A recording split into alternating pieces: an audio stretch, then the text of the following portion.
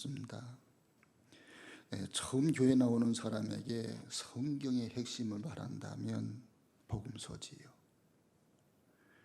처음 나온 사람들의 복음서 가운데 가장 먼저 소개할 복음이 있다면 요한복음입니다. 요한복음에도 요한복음 3장이에요. 요한복음 3장 가운데도 16절입니다.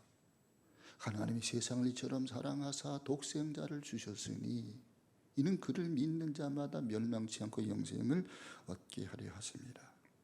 이 복음의 성격, 복음의 내용, 복음의 약속, 복음의 조건이 이 한 구절 속에 다 들어있어요.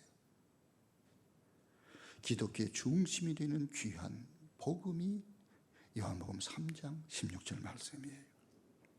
교회의 됨은 복음에 있습니다. 간혹 교회가 무엇입니까? 어떻게 하면 교회가 부흥하겠습니까? 교회의 문제는 무엇입니까? 라고 질문할 때 대답은 간단해요. 우리가 복음을 믿으면 돼요. 복음으로 살면 돼요. 그 복음이 뭡니까? 사도 바울 로마서 1장의 복음을 아주 간단히 설명한 복음은 예수 그리스도라. 예수가 그리스도라. 그걸 믿는 것이 복음이에요. 이 땅에 오신 예수는 나사렛 예수잖아. 인간 예수입니다. 그 예수가 그리스도 구세주라 그 말씀이에요. 그래서 사도행전 로마서 1장에 보면 이 복음을 설명하는데 1장 2절에서 4절까지 나와 있습니다. 근데 간단해요. 복음은 육신으로는 다윗의 혈통으로 오셨다. 성결의 영, 성령으로는 십자가에서 죽으시고 죽으신 지 사흘 만에 부활하신 그분이 예수 그리스도라. 이 가운데를 뚝 잘라내면 복음은, 이 복음은 예수 그리스도라. 복음은 예수 그리스도, 예수님은 인간 예수입니다. 사람의 아들로 오셨어요. 근데 그분이 그리스도입니다. 그리스도 구세주, 구주란 말씀이에요. 이걸 믿는 것이 복음인 겁니다. 주어가 이 복음은 스스로는 예수 그리스도, 교회 본질은 예수님을 전하는 곳입니다. 교회의 사명은 예수를 믿게 하는 거예요. 자, 교회의 사명이 무엇이냐? 이 복음이 있으면 교회는 자연히 부흥하게 됩니다. 우리 모든 성도들이 예수를 정말 그리스도로 믿는다면 예수를 전하지 않을 수가 없지요. 가족들에게 예수를 전하면 온 가족이 예수 믿고요. 또 그 사람들이 자기 친척을 전도하잖아요. 또 친구들을 전도하잖아요. 만나는 사람 전도하잖아요. 예수님이 그리스도라. 예수님이 구세주다. 예수님이 나의 구원자다. 이 사실을 내가 믿는다면 전하지 않을 수가 없고, 전하면 자연스럽게 가족이 주님께 나오고 친척이 주님께 나오고 친구들이 나오고 모두가 나오기 시작하잖아요. 그러면 교회는 저절로 부흥될 수밖에 없다 그 말이에요. 깨끗하고 순수한 복음을 지니고 있을 때 교회는 성장하게 되는 거예요. 복음 있는 곳에 구원이 있고 교회가 세워지고 복음이 전파되고, 그러니까 하나님이 세상을 이처럼 사랑하시고 그래서 독생자를 주셨단 말이지요. 이를 믿는 자는 구원을 얻을 것이다. 분명하잖아요. 하나님이 세상을 이처럼 사랑하셔서 세상은 만물, 이 만물 코스모스, 이 만물이라기보다는 이 세상에 살고 있는 하나님 형상으로 지음받은 인간, 그 인간의 영혼을 주님이 사랑하신단 말이에요. 그래서 예수님이 인간을 구원하시려고 육신을 입고 이 땅에 오셨어요. 우리가 그 영광을 봐야 돼요. 예수님에게 나타난 하나님의 영광, 그분은 은혜와 진리가 충만한 분이에요. 우리가 예수님에게 나타난 하나님의 영광을 보면 우리에게도 진리의 말씀이 오게 되고 은혜 가운데 우리가 살게 되는 것입니다. 그 그리스도를 우리가 전파하고 구체화 시켜나가는 거예요. 이게 교회의 사명입니다. 여기 오늘 본문은 분명히 말씀합니다. 하나님이 세상을 이처럼 사랑하사, 하나님께서 우리를 사랑하신다. 우리 한번 따라, 하나님이 나를 사랑하신다. 여러분 이름을 넣어서 한번 해보세요. 하나님이 박두식을 사랑한다. 하나님이 박하선 집사를 사랑한다. 아멘이지요? 아멘입니다. 나를 사랑하세요. 남편이 아내가 나를 사랑하지 않을지라도, 자식들이 나를 사랑하지 않을지라도, 심지어 부모가 나를 사랑하지 않을지라도 나를 사랑하는 분이 계신데 그분이 하나님이세요. 너무너무 나를 사랑하세요. 근데 내가 어떤 상황입니까? 죄 가운데 빠졌습니다. 우리가 연약합니다. 죄인입니다. 하나님을 대적했습니다. 죄에 허물러 죽었던 우리를 사랑하셨도다. 그래서 예수님이 오신 거예요. 예수님 내 대신 내가 져야 할 십자가 그분이 지신 거예요. 그분이 십달려 죽으신 거예요. 그리고 우리를 살려주신 거예요. 이게 복음입니다. 사랑은 기다리는 사랑이 아니에요.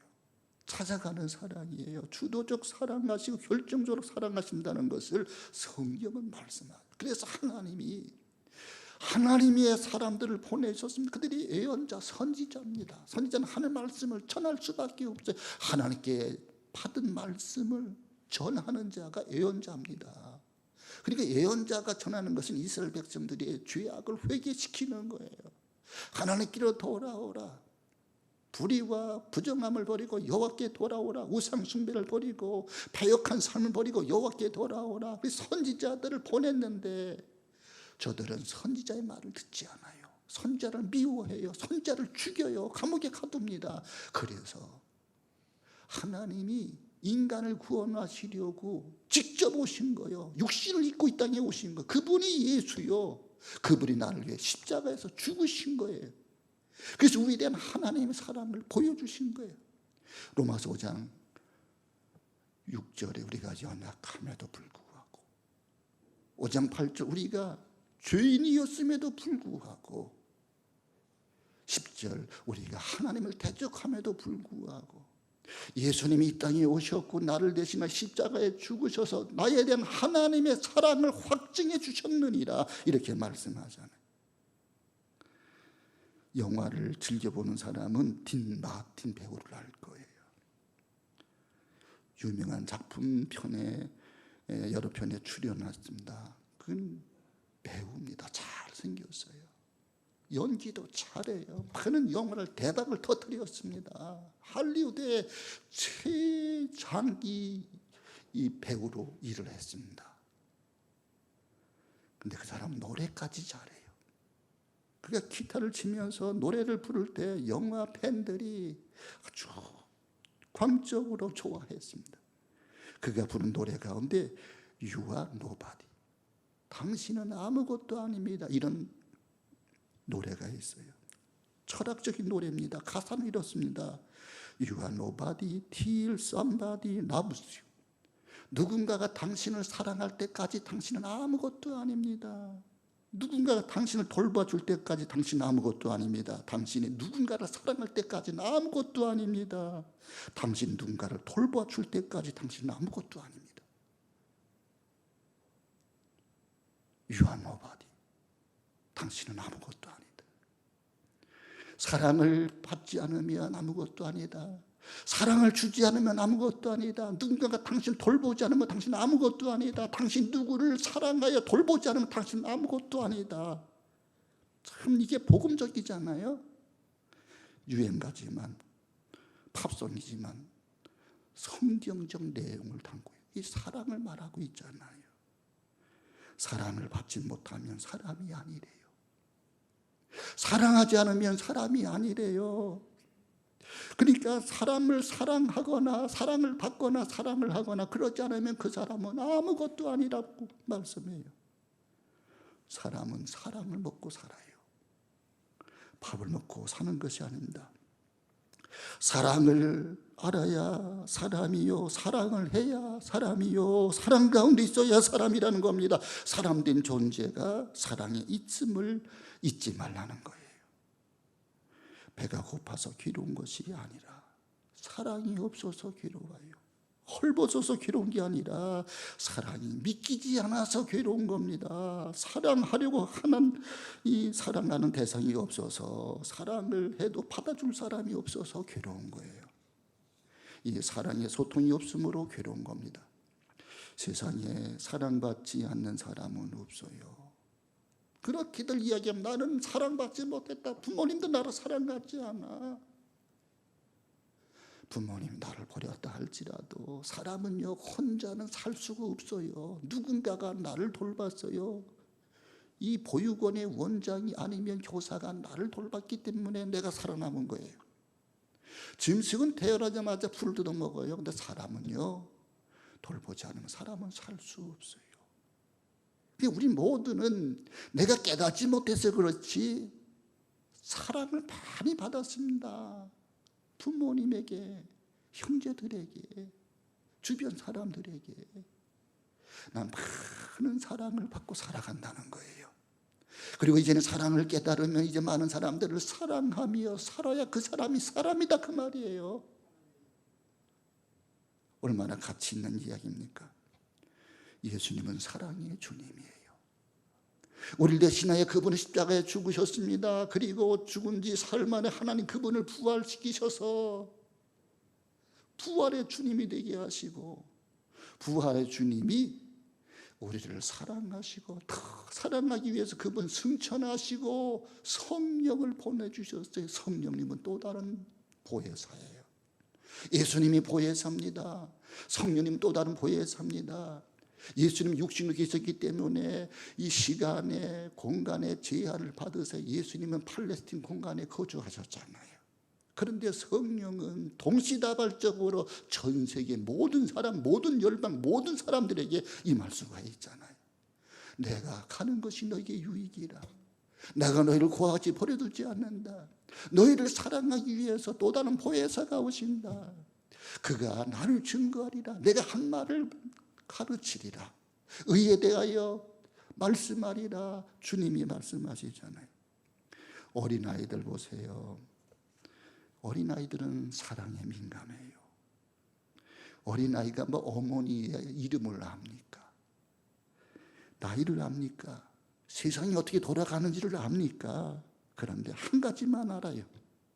엄마가 나를 사랑한다는 한 가지. 그거 하나면 이 아이는 행복해요. 전부예요. 어머니가 나를 사랑한다. 그래서 사랑에 민감해요. 사랑받고 있다는 것을 느낄 때는 애가 좋아하고요, 웃고 즐거워하지만, 내가 사랑받지 못한다, 조금이라도 사랑에 의심이 생기면 못 견뎌하고 울고 야단하는 거예요. 잠길에도 손을 뻗쳐가지고 엄마가 옆에 있으면, 엄마의 젖가슴 만지면 얘는 안전한 거예요. 든든한 거예요. 감사한 거예요. 즐거운 거예요. 어머니가 옆에 없으면 울고 야단이 나는 겁니다. 사랑의 줄을 잡고 순간순간을 살아가는 거예요. 젖을 먹고 사는 것이 아닙니다. 사랑을 먹고 사는 거예요. 이제 좀 자라서 동생이 태어나면 문제가 생기기 시작을 해요. 엄마의 사랑을 빼앗겼잖아요. 지금까지 자기만을 전적으로 사랑해 주던 엄마가 이제는 사랑 일부가 동생에게로 이렇게 넘어가잖아요. 하늘이 무너지는 고통을 느끼는 거예요. 기가 막힙니다. 그래서 투정을 하고 말썽을 부리는 거예요. 왜? 자기에게 사랑의 관심을 끌기 위해서 그러는 거예요. 사랑을 잃는 것 얼마나 커다란 고통인지를 이 아이는 아는 거예요. 모든 문제는 사랑이 있는 겁니다. 그러면 사랑이 무엇인가? 하나님은 세상을 이처럼 사랑하셔서, 우리 사람들을 사랑하셔서, 우리가 죄인이잖아요. 연약하잖아요. 우리가 죄 가운데 살고 있잖아요. 이런 죄 가운데 살고 있는, 죄와 허물로 죽어있는 나를 사랑하기 위해서 그분이 선지자를 보냈는데, 선지자를 환영하지 않고 영접하지 않고 선지자를 잡아 죽이고 감옥에 가두니까 그분이 직접 인간을 구원하시려고 이 세상에 오신 거예요. 로마서 5장에 우리가 연약할 때, 죄인 되었을 때, 하나님과 원수 되었을 때 그분이 오셔서 십자가에 달려 죽으셔서 나에 대한 하나님의 사랑을 확증해 주셨다고 그랬잖아요. 하나님은 세상을 사랑합니다. 인간을 사랑합니다. 그러면 하나님께서 사랑하신 그 세상은 어떤 세상입니까? 죄인의 세상이요, 불법과 물질의 세상이요, 폭력과 혼란의 세상이요, 절망과 낙심의 세상입니다. 그러나 하나님은 이 같은 세상을 사랑하세요. 그 모든 죄악을 익히 하시면서도 사랑하세요.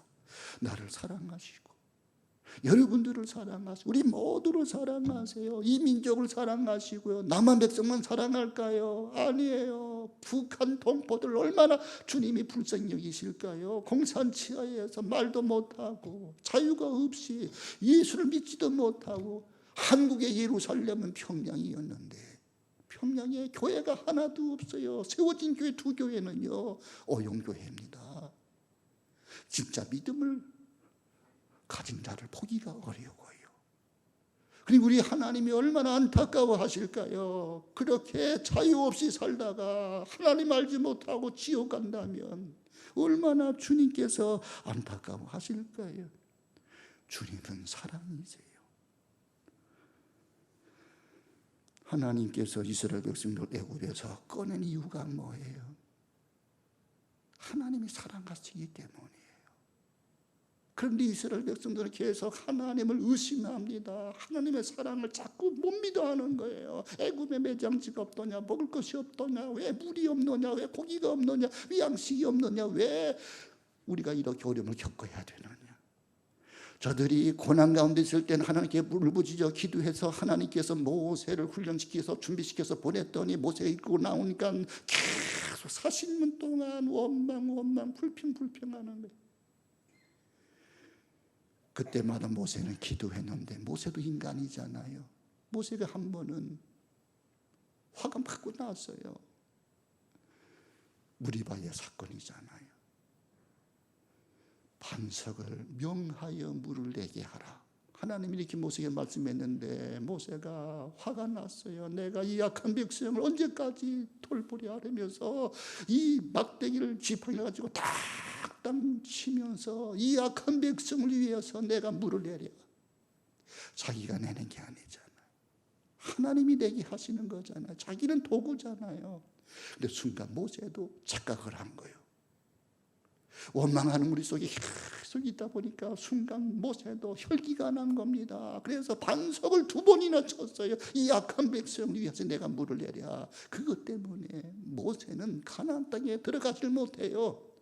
나이가 120세가 되었으나 힘도 있고요, 기력도 있고 눈도 흐리지 아니했는데 느보산에서 그 가나안 땅을 빤히 보면서 거기서 모세는 죽고 말아요. 왜 하나님이 심판하셨습니까? 이스라엘 백성을 끝까지 사랑하지 않았기 때문이에요. 자존심 때문에 그런 거예요.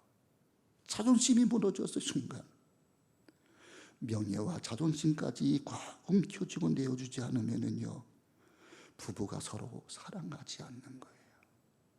그것 때문에 싸우잖아요. 자기 자존심 때문에 싸우잖아요. 그래서 누가 옳고 그름을 자꾸 이야기하잖아요.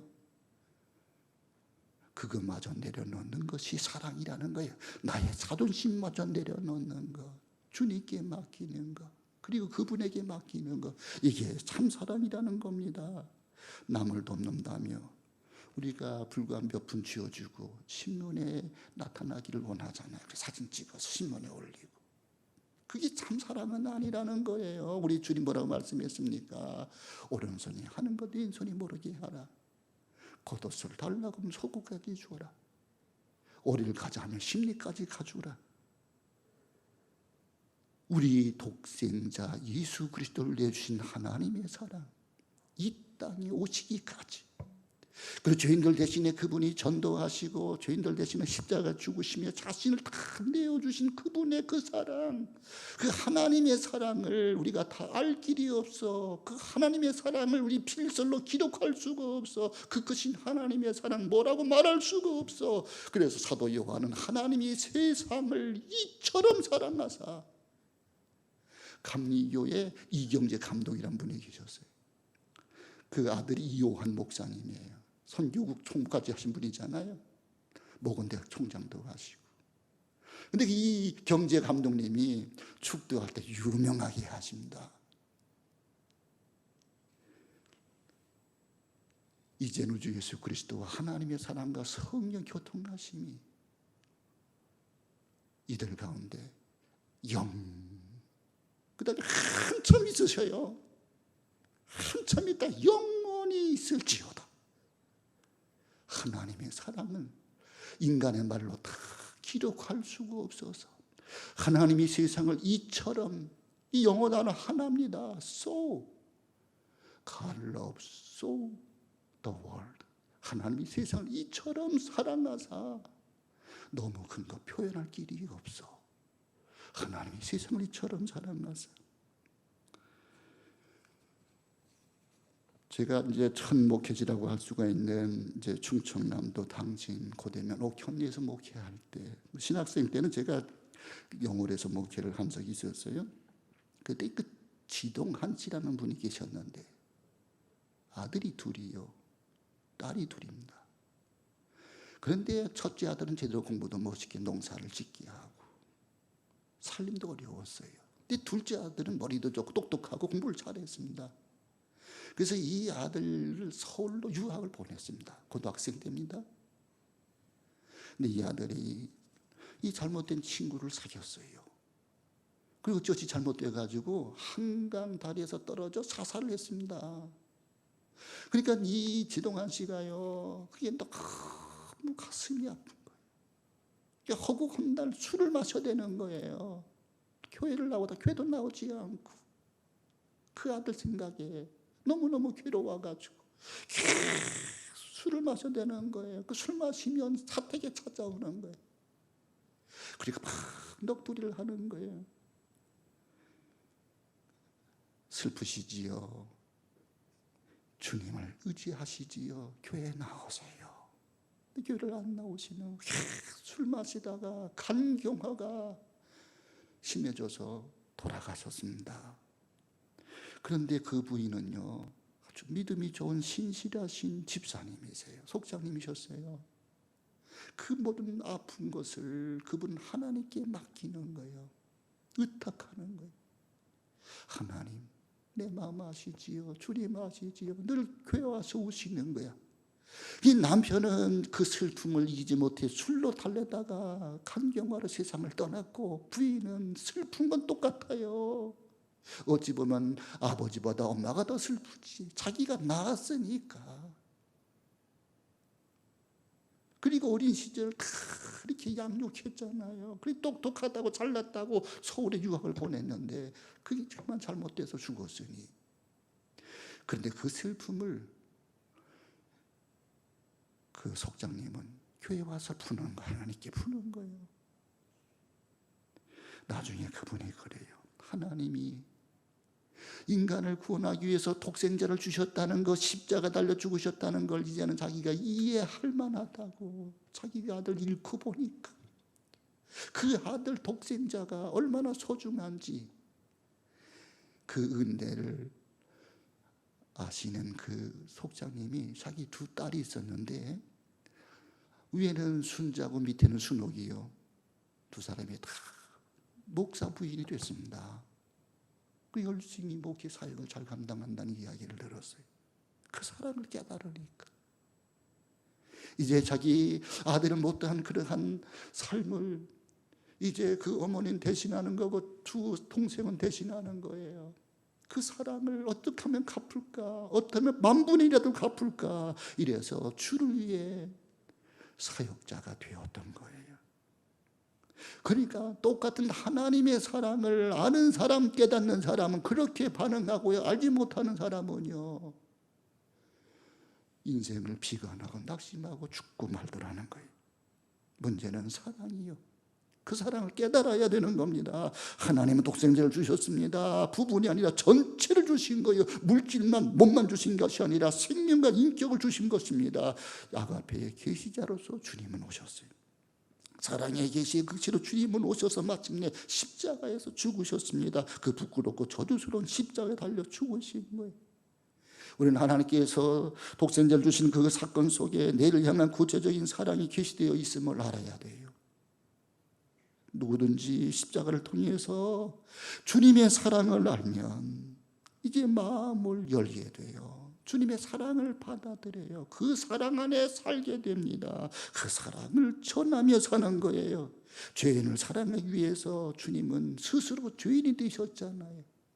그리고 죄인처럼 십자가 달려 죽으셨잖아요. 그리고 우리를 살려주셨잖아요. 우리를 살리기 위해 주님은 죽으신 거예요. 죽음이 아니고는 생명을 줄 수 없기 때문입니다. 여기에 예수님은 유월절 어린 양 제사를 드렸다. 자신의 몸을 생축으로 내어주셨다, 그 말씀이에요. 그가 죽으심으로 우리가 산 겁니다. 우리를 살리기 위해서, 우리를 자녀로 영접하기 위해서 그 아들을 죽여야만 했습니다. 이것이 하나님의 사랑이에요. 호세아서는 하나님의 명령으로 이 호세아는 창녀와 결혼하게 됩니다. 음란한 여자를 데려다가 아내를 삼았지만 그 아내 고멜은 3명의 자식까지 낳았습니다. 그 2 아들과 1 딸을 낳았는데 자식까지 낳았던 그 고멜이요, 옛날에 습성을 버리지 못하고 자꾸 집을 나가는 거예요. 그래서 나쁜 남자를 만나는 거예요. 그렇게 딴 살림을 차리는 거예요. 그래서 호세아가 하나님께 항변은, 하나님이 중미하셨잖아요. 나 저 여인하고 못 살겠어요. 이혼하겠습니다. 그랬더니 하나님이 아니야, 끝까지 사랑해. 그를 데려다가 사랑으로 네가 품어, 용서해줘. 네가 그 사람 데리기 위해서 가서 속전을 내어주고 데려와라. 그래서 호세아는 그 여인을 은 15개와 보리 1호멜 반을 주고 다시 데려와 사랑하게 됩니다. 호세 3장 3절 보면 너는 많은 날 동안 나와 함께 지내고 행음하지 말며 다른 남자를 쫓지 말라. 나도 내게 그리하리라. 내가 너만을 사랑할 테니까 이제부터 나만 사랑하라고 말합니다. 이것이 주님의 사랑이에요. 더럽고 추한 과거는 전혀 묻지 아니하시고 당신의 아들 죽이시면까지 내가 너를 사랑하노라, 이렇게 말씀하시는 그것이 진짜 사랑인 겁니다. 이보다 더 확실한 증거가 어디 있겠습니까? 이 사랑의 증거를 받고야 비로소 참 사랑을 알게 되는 거예요.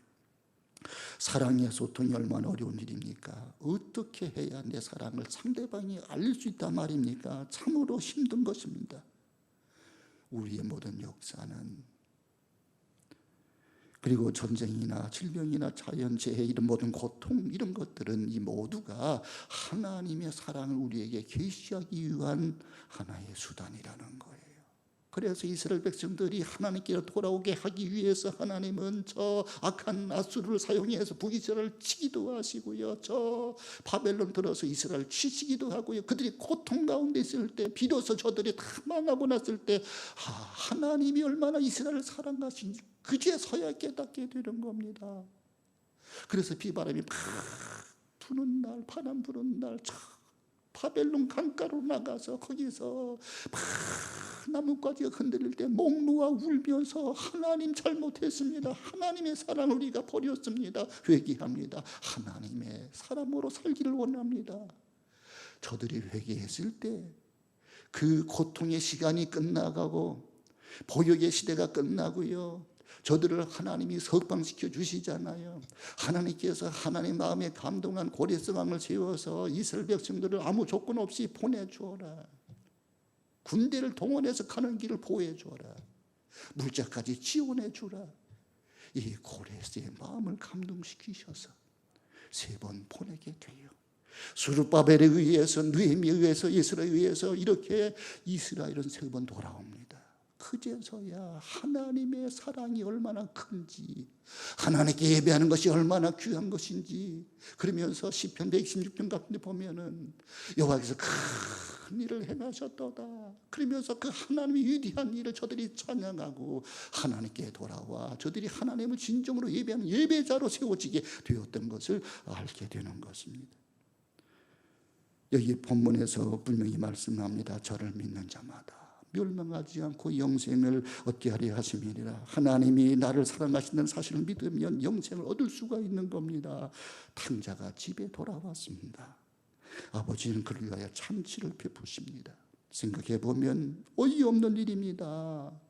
아니 그 많은 재산을 다 날려먹은, 창녀들과 함께 그 많은 재산을 날려먹은 그 아들, 무슨 환영할 길이 뭐가 있습니까? 그러니까 맏아들은 집안에서 그 사실을 이제 알고요, 잔치자리에 나가지 않는 거, 이 붕악 소리가 뭐냐, 이 냄새가 무슨 냄새냐. 그랬더니 종들이 이야기합니다. 당신의 동생이 돌아왔습니다. 안 나가는 거예요. 들어가지를 않아요. 목리를 부립니다. 그 마다들은 집안에 있는 탕자요. 그 아버지가 와서 하더라. 내 재산이 다 내 것이 아니더냐. 네 동생이 돌아왔어. 죽었다 살아서 돌아왔어. 그런데 내가 얼마나 기쁘냐. 이 마다들은 바리새인을 말하는 거예요. 마다들은 예수님이 오셨으나 이 마다들 바리새인 사두개인들은 예수님을 영접하지 않아요. 이 땅의 아들로 오신 예수님, 마다들이신 예수님, 십자가 달려 죽으신 예수님, 예수님을 저들은 영접하지 않고 오히려 예수님을 올가미 씌워가지고 이 신성을 모독했다고 예수를 정치부분을 몰아세워서 예수를 십자가에 처형시키고 말잖아요. 이것이 악한 우리 인간들의 모습이에요. 예수님은 나를 너무너무 사랑하세요. 그래서 십자가에서 죽으셨어요.